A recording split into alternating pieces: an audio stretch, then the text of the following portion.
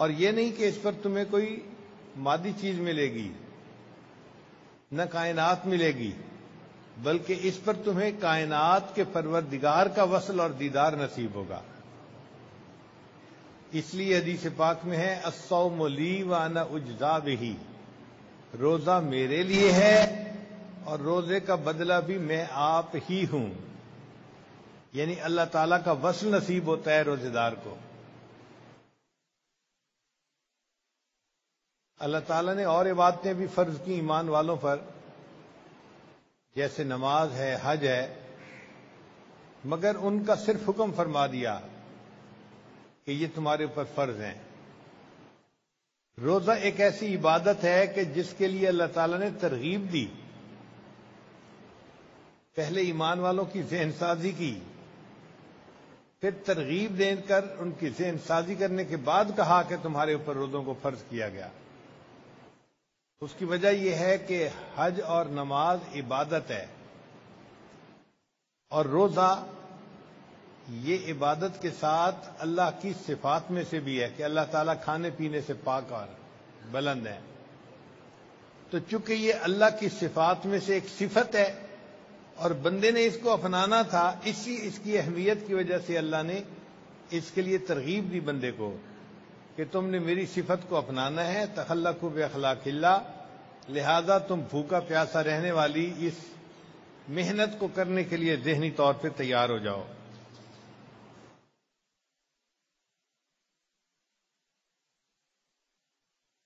یہ جو خطاب ہے نا ایمان والوں کو، یہ بہت بڑی نعمت ہے۔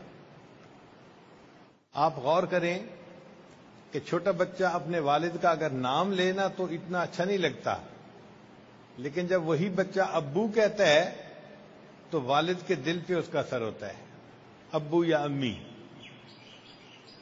علامہ شبیر احمد عثمانی رحمۃ اللہ علیہ جب کبھی پاکستان آتے تھے، ابتدا جب تقسیم ہوئی تھی، تو کراچی میں اپنی ممانی کے ہاں ضرور تشریف لے جاتے تھے۔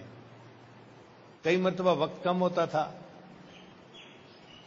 تو علماء سمجھتے تھے کہ بھئی پروگرام زیادہ اہم ہے، اس میں سے اگر ملاقات کے لیے وقت نکالیں گے تو مشکل ہوگی، مگر حضرت فرماتے تھے نہیں بھئی مجھے ان کے ہاں جانا تو ضرور ہے۔ تو کسی نے ایک مرتبہ پوچھ لیا کہ حضرت آپ اتنے اہتمام سے کیوں جاتے ہیں وہاں؟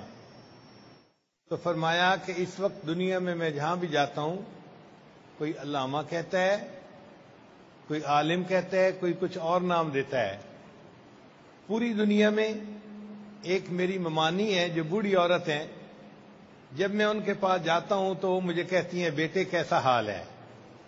تو یہ جو لفظ بیٹا کا میں سنتا ہوں نا تو میرے دل کو خوشی ہوتی ہے کہ کوئی تو دنیا میں میرا بڑا ہے جو مجھے بیٹے کے لفظ سے پکارتا ہے۔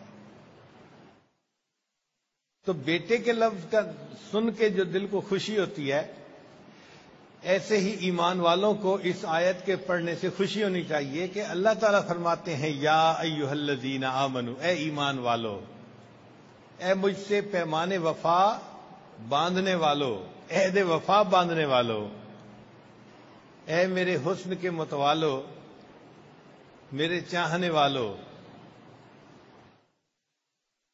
تمہارے اوپر روزوں کو فرض کر دیا گیا جیسے یہ روزے تم سے پہلوں پر فرض کیے گئے تاکہ تم متقی بن جاؤ۔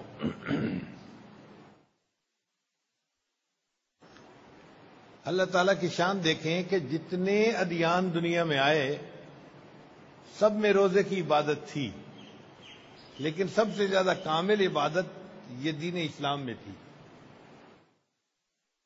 آج بھی دنیا میں عیسائی روزے رکھتے ہیں، مگر وہ روزے میں آگ پہ پکی ہوئی چیز نہیں کھاتے، باقی چیزیں کھا لیتے ہیں، پی لیتے ہیں، پانی پی لیتے ہیں، جوس پی لیتے ہیں۔ ان کا روزہ ہوتا ہے جو آگ پہ پکی ہوئی چیز ہے وہ نہیں کھانی، جبکہ دین اسلام میں یہ کامل روزہ ہے کہ صبح صادق سے لے کے غروب آفتاب تک کچھ بھی نہیں کھانا۔ یہ کامل عبادت اللہ نے دین اسلام کو عطا فرمائی۔ حضرت آدم علیہ السلام جب تشریف لائے تو وہ ایام 20، 13، 14، 15 چاند کے اعتبار سے جو 3 تاریخیں ہوتی تھیں وہ 3 دن روزہ رکھا کرتے تھے۔ حضرت نوح علیہ السلام 10 محرم کو روزہ رکھا کرتے تھے۔ حضرت داؤد علیہ السلام 1 دن روزہ 1 دن افطار، یعنی 6 مہینے پورے سال میں روزہ رکھا کرتے تھے۔ حضرت موسیٰ علیہ السلام کو طور پر گئے تو 40 دن انہوں نے روزے رکھے۔ حضرت عیسیٰ علیہ السلام 2 ماہ روزے رکھا کرتے تھے۔ ہندوؤں میں جو برہمن لوگ ہیں وہ بھی 24 روزے رکھتے ہیں، بلکہ بعض ان میں جیسے چینی دھرم ہے وہ 40 دن بھی روزہ رکھتے ہیں۔ انسائکلوپیڈیا برٹانیکا میں لکھا ہوا ہے کہ دنیا میں کوئی دین ایسا نہیں کہ جس میں روزے کی عبادت نہ شامل ہو۔ کفار کی اس بات نے تصدیق کر دی کہ ہمارے پیغمبر علیہ الصلوۃ والسلام نے جو 1400 سال پہلے بتلا دیا وہ حقیقت تھی، وہ بالکل ٹھوس تھی۔ اصل میں یہ اللہ کا کلام ہے، اس میں جو باتیں قرآن میں کی گئی ہیں وہ حقیقت ہیں، وہ الٹیمیٹ ریالٹیز ہیں۔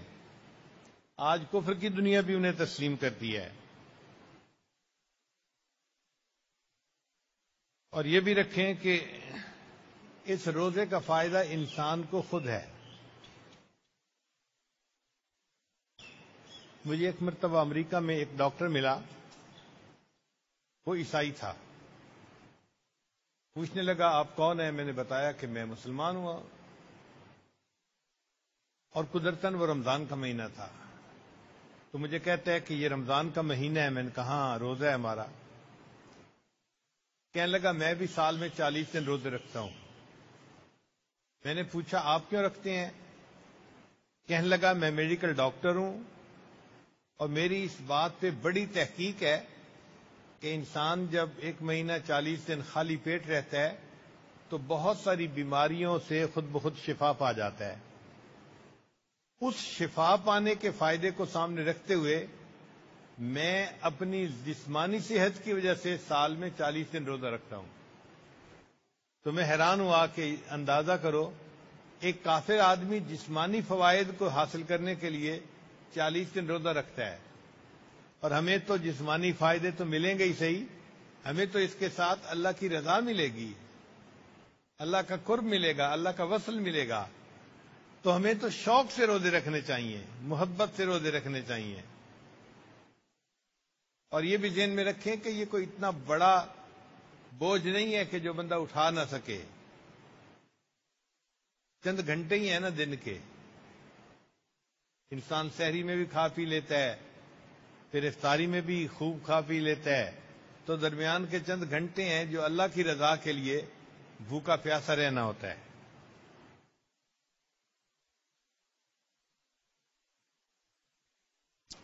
حقیقت میں اللہ تعالیٰ بندے سے ریہرسل کروا رہے ہیں۔